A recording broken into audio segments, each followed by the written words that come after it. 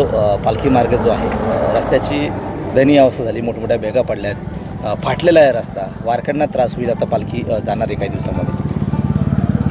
जय महाराष्ट्र.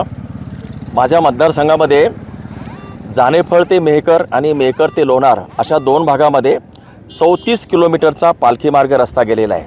2017मध्ये या कामाचं कंत्राट देण्यात आलं होतं आणि याच्यासाठी 400 कोटीचा निधी खर्च झालेला आहे इस्टिमेटनुसार.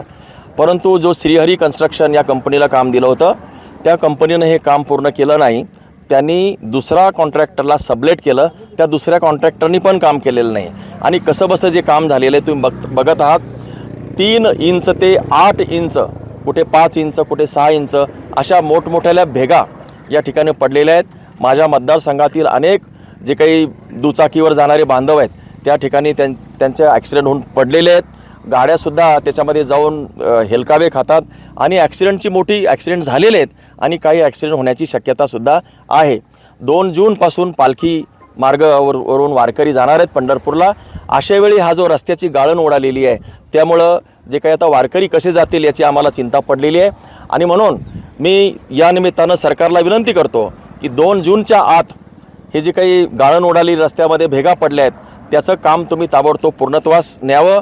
दुसरा कुठला तरी कॉन्ट्रॅक्टर नियुक्त करावं आणि 8 ते 10 दिवसाच्या आत हे काम जे आहे रिपेअर्स करावं आणि हा रस्ता सुस्थितीत करावा. तसंच हे ज्यांनी कोणी हा रस्ता केला नाही आणि ज्यांनी कोणी इस्टिमेटनुसार कामं केले नाहीत त्या कंत्राटदारावरती त्यांना काळ्या यादीत टाकावं, त्यांच्यावरती फौजदारी गुन्हा दाखल करावा. ज्यांनी सुपरविजन व्यवस्थित केलं नाही त्यांच्यावरती सुद्धा विभागीय चौकशी आणि FIR सारखे मोठे गंभीर गुन्हे दाखल करावेत. अशा प्रकारची विनंती मी या निमित्ताने करतो आहे. काय इशारा आहे सरकारला, काय इशारा असेल या माध्यमातून? नाही, सरकारचं तुम्हाला मी सांगू इच्छितो की हा जो रस्ता झाला तो 2017मध्ये झालेला आहे. तुम्हाला माहिती 2017मध्ये कोण MSRDCचं मंत्री होतं? त्यावेळेस ते उपमुख्यमंत्री होते, बरोबर आहे. त्यावेळेस ते MSRDCचे मंत्री होते, नंतर मुख्यमंत्री झाले आणि आता उपमुख्यमंत्री आहे.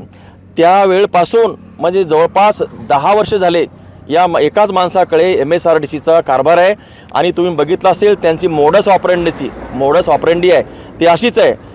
वारकऱ्यांच्या नावानं पालखी मार्गाचा रस्ता काढायचा, 400 कोटीची जी कामं केली त्याच्यामध्ये अशा प्रकारचे अर्धवट त्या रस्त्याची गाळण उडवायची, त्याच्याकडून भरपूर कमिशन घ्यायचं आणि सवंग लोकप्रियतेच्या घोषणा करायच्या, वारकऱ्याच्या नावानं गळा काढायचा, मी वारकऱ्यांचा माणूस आहे म्हणायचं आणि वारकऱ्यांचा जो मार्ग आहे त्या मार्ग असा निकृष्ट दर्जाचा खराब करायचा.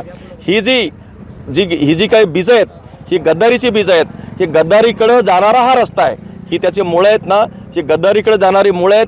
तुम्ही जी गद्दारी झाली याची कारण हे आहेत, कारण मोठमोठी रस्ते करायची, पायाभूत सुविधाच्या नावावरती कमिशन घ्यायचं आणि ती कामं अर्धवट सोडायची, पैसा कमवायचा आणि आमदारं फोडायचे आणि उद्धव साहेबासारख्या आमच्या नेत्याला अडचणीत आणायचं असं काम या एका मंत्र्यांनी केलं आहे. मी त्यांना आवाहन करतो की 2 जूनच्या आत जर ही कामं पूर्ण झाली नाही तर मी स्वतः आमदार, वारकरी आणि इथला जो काही आमचा कार्यकर्ता वर्ग आहे त्यांना सोबत घेऊन या रस्त्यावरती ठिय्या मांडणार आहे आणि या ठिकाणी मोठं जन आंदोलन आम्ही उभारणार आहोत. आणि याची जबाबदारी उद्या जर समजा याच्यामध्ये काही त्या आंदोलनाला वेगळं स्वरूप आलं तर याची जबाबदारी आताचे उपमुख्यमंत्री MSRDCचे मंत्री यांच्यावर राहील.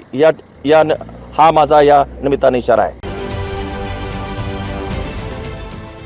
देश विदेशातील प्रत्येक घडामोडींचे लाईव्ह अपडेट मिळवण्यासाठी आता साम टीव्हीच्या सर्व सोशल मीडिया प्लॅटफॉर्मला लाईक, फॉलो आणि सबस्क्राईब करा.